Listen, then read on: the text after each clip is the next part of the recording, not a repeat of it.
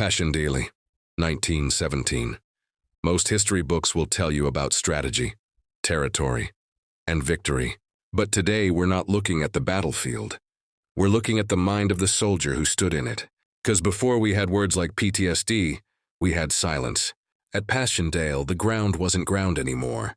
It was mud, deep, swallowing, endless. Men didn't just die there. They disappeared, some drowned standing up.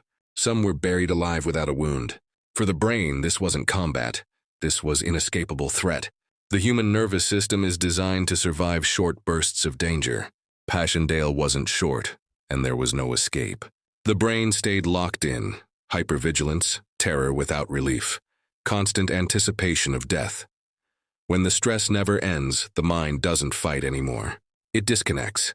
This is called dissociation, a powerful defense mechanism where the mind detaches from reality, from emotions, or from a sense of self.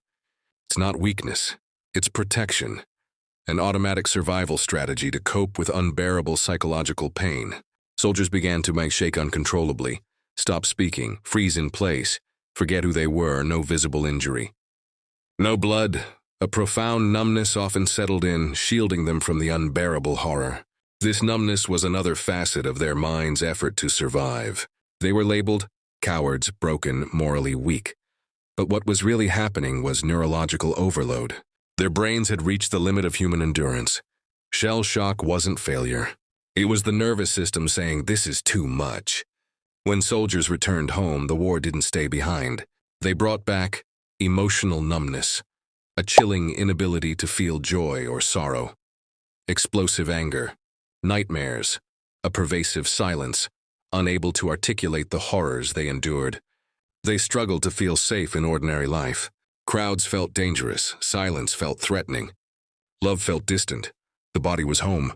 The mind was still at war. Many of these men never spoke about what they lived.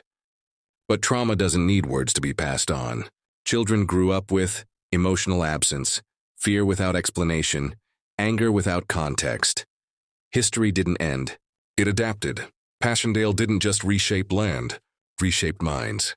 And when we understand history through the nervous system, we stop calling survival responses character flaws. We begin to see how the past still lives in the body.